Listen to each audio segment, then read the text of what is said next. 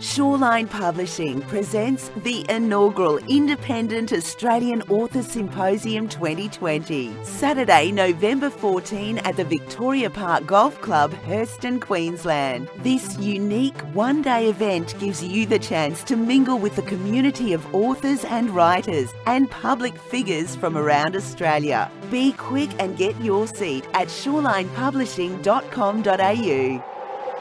Simon from Brisbane Audiobook Production, and one of the guest authors attending is the lovely Jane Ireland. Hello, Jane. Lovely to have you with me today. Hello, Simon. Good to meet you, and I'm very happy to be here. Excellent. So a little bit about you, Jane. You grew up in the whimsical worlds of Alice, Sue, and Millie, Molly, Mandy. I did. How old am I, huh? That's good. You're still hanging on to that. That's wonderful. It keeps the child's spirit alive. You still seek experiences that lift and nourish, which is wonderful to see. You're fascinated by human behaviour. You've studied psychology and social work. You've achieved a postgraduate degree in teaching. You're a former tutor, workplace trainer and assessor, teacher and nurse. You are amazing, Jane. And now you indulge in your favourite topic, your absolute obsession, writing. And this year on March 24, you published your debut novel, Emigree. It's the first book in the Crying Tree series. It sounds very intriguing. What's Emigree all about, Jane? Okay. Well, Emigree. I'll get to also why I called it Emigree and why I called it the Crying Tree series. But I guess Emigree is about, if we're looking at themes, we're looking at things like love and loss and redemption, hope, I guess captivity and escape, with a good dose of magic chucked in there as well, just to liven things up a bit. Oh, that sounds interesting. It's about two women from different sides of the world, and their lives come together, and they realise that they're both suffering loss, and together they both work against those who have wronged them or their families. And they employ the help of a magical influence that my main protagonist, Grace, calls Beyond, which is like a little unseen force, but it's very powerful. So, yeah, things kind of turn out for them, sort of. Okay. leaving a few things open because it's the first of two books in the series. I called it Emigree because my second main protagonist, Izzy, was caught up in the siege of Budapest, late 40s, and she came out to Australia as a displaced person. So she was fleeing her country, but she found that when she came here, really, it wasn't much better than, she still suffered a lot of loss when she arrived here too.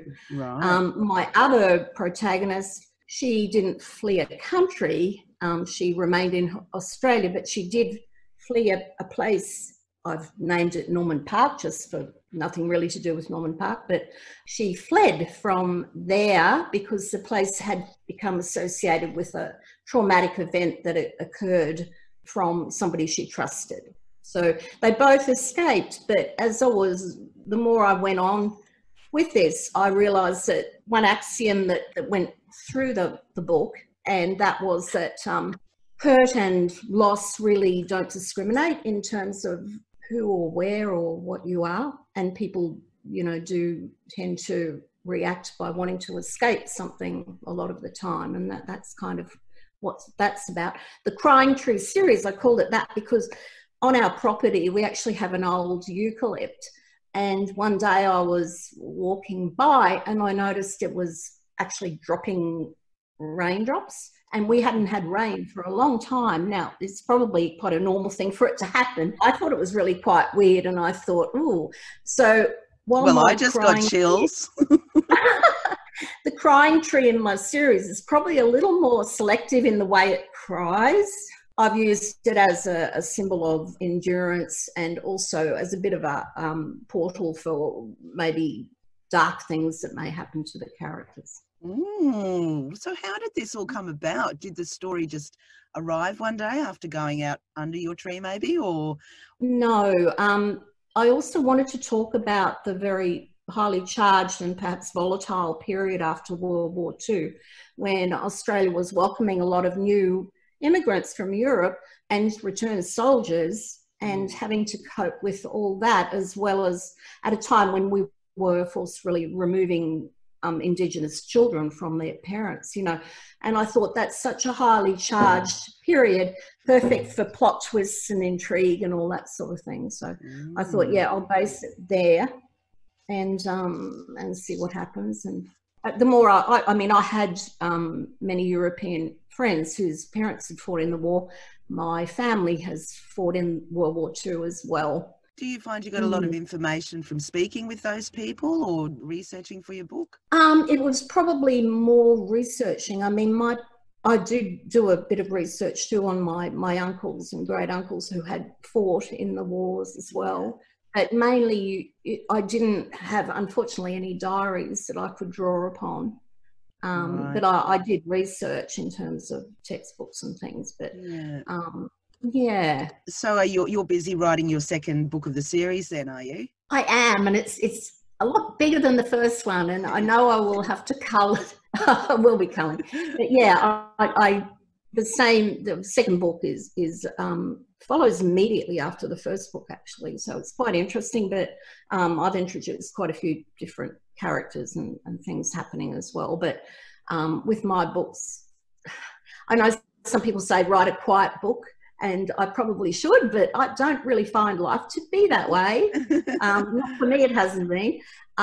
So I tend to have a lot going on with my characters and stories. So it's just the way it is. My books had to have some form of magic in them. Now, I'm not a strange little witchy person or anything like that.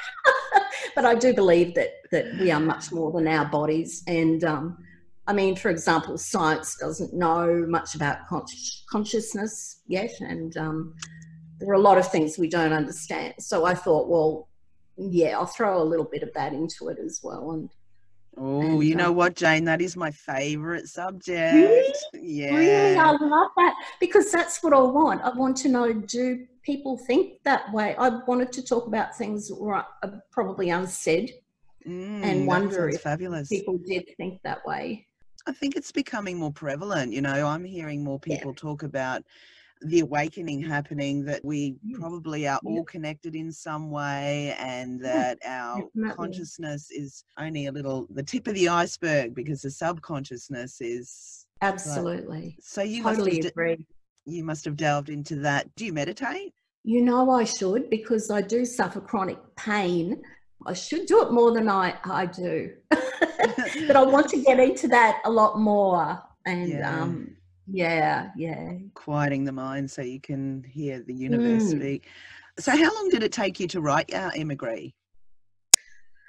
Oh my goodness. Emigre started out as Emigre and Niche. My second book were both joined at the beginning, forming one huge book. Right. And everyone kept saying to me, you have two books there. So quite painstakingly, I have been separating them and adding new bits to the second one, etc.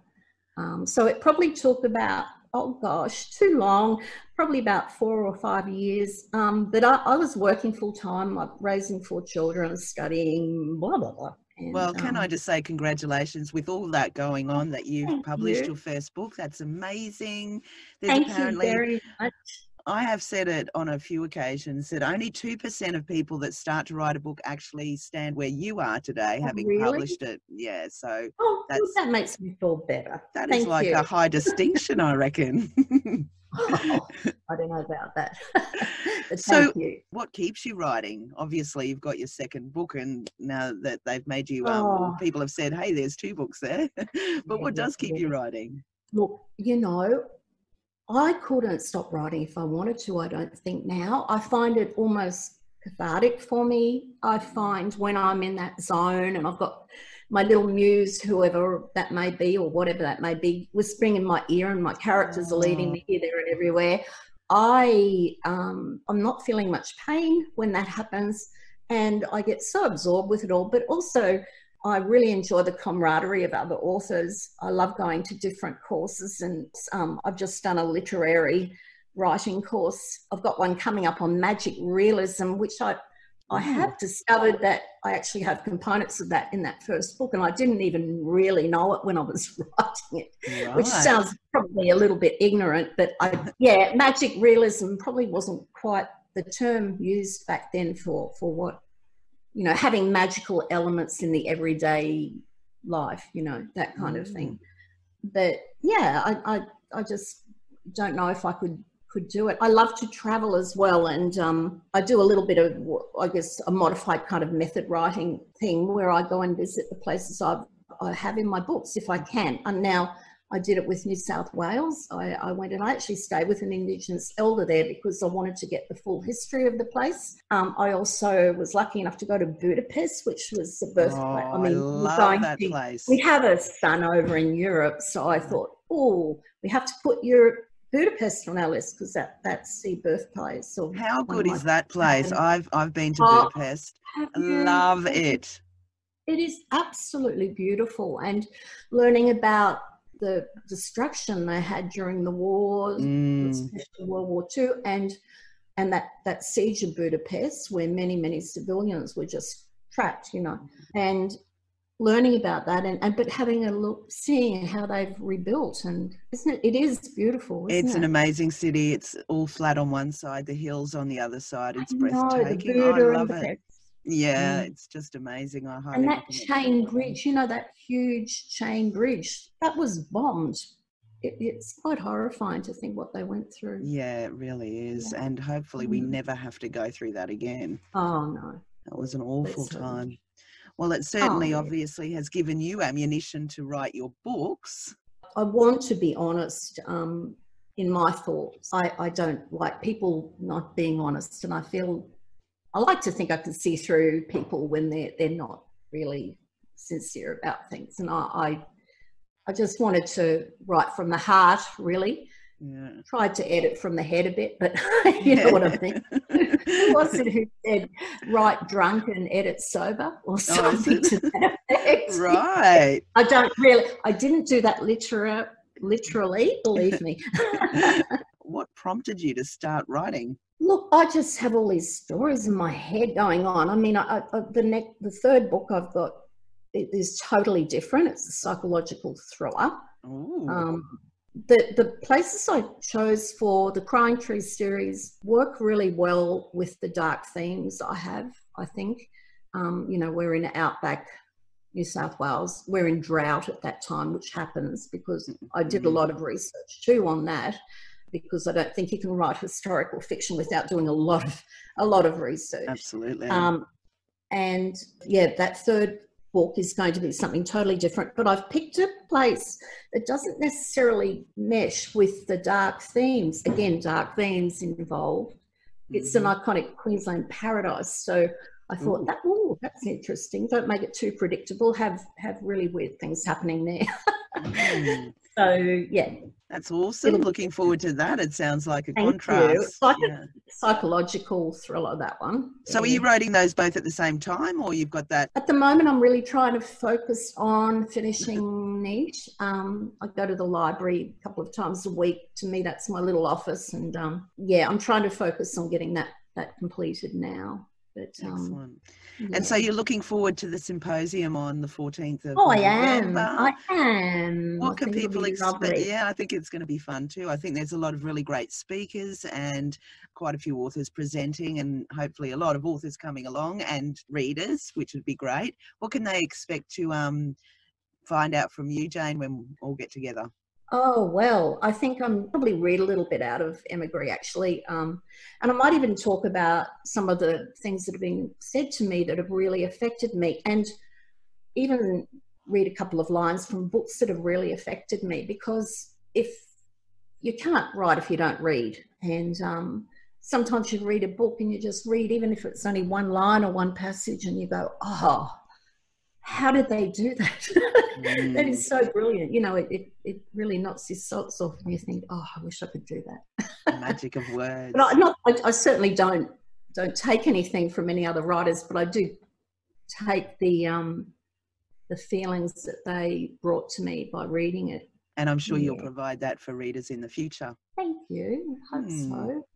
Where can people find out more about you, Jane?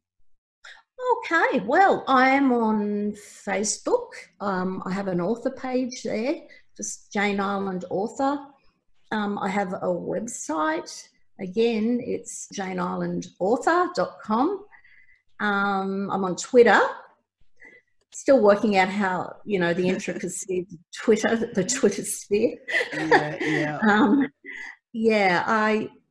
I don't know. I'm quite approachable, and if anyone ever had any questions or anything, they're quite welcome to message me or whatever. Excellent. Well, hopefully we'll get a good crowd. Hopefully the COVID will keep under control in Queensland, and we'll get as many people as possible to the Victoria Park Golf Club. November 14, tickets through shorelinepublishing.com.au. And Jane Ireland, thank you so much for chatting with me today. I've really enjoyed meeting you. Oh, my pleasure, Simone, and thank you. You've been lovely. Thank you.